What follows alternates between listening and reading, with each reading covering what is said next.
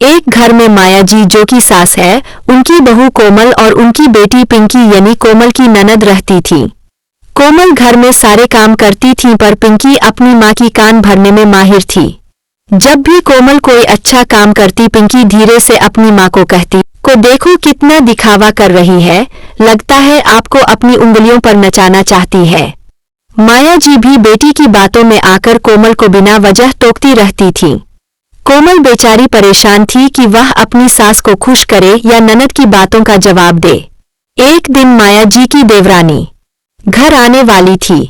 माया जी चाहती थीं कि घर एकदम चकाचक रहे और खाना ऐसा बने कि देवरानी की आंखें खुली की खुली रह जाए। पिंकी ने सोचा यही मौका है कोमल को नीचा दिखाने का। उसने चुपके से कोमल के बनाई सब्जी में ढेर सारा नमक डाल दिया। उसने सोचा कि जब मेहमान के सामने गंदा खाना जाएगा तो माँ कोमल को खूब सुनाएंगी। लेकिन सास ने पिंकी को नमक डालते हुए खिड़की के शीशे में देख लिया था। उसने पिंकी को खूब डांटा और चुपचाप फिर से सब्जी बनाने लगी। कोमल किचन में आई और उसने खीर भी बनाई, लेकिन चालू ननद ने उसमें भी नमक डाल दिया।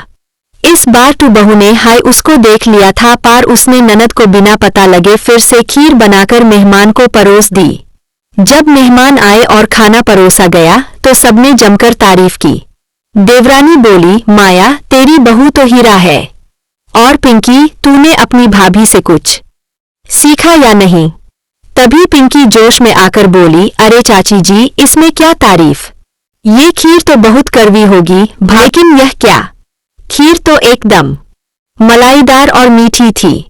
पिंकी का चेहरा देखने लायक था। माया जी ने पिंकी की तरफ घूरकर देखा। वह समझ गईं कि दाल में कुछ काला है। मेहमानों के जाने के बाद माया जी ने पिंकी को कमरे में बुलाया और उसे चांटा मारने लगी। तभी बहू ने आकर उसे बचा लिया और सास को शांत किया। फिर उसकी सास ने कहा, अपनी बेटी पिंकी से घर की शांति में आग लगाना बंद कर। अगर आज कोमल ने समझदारी न दिखाई होती तो मेरी पूरी बिरादरी में नाक कट जाती। याद रख, भाभी घर की लक्ष्मी होती है, उसे परेशान करना बंद कर। पिंकी को अपनी गलती का एहसास हुआ और कोमल ने मुस्कुराते हुए अपनी ननद को गले लगा लिया। उस दिन के बाद से ननद का तर्का नेगेटिव के बजाय पॉजिटिव हो गया और तीनों प्यार से रहने लगी। आयार सास बहू भी खुश रहने लगी। इस कहानी से हमें यह सीख मिली कि दूसरों के लिए गड्ढा खोदने वाला अक्सर खुद ही उसमें गिरता है। प्यार और समझदारी से बड़े विवाद सुलझाए जा सकते हैं।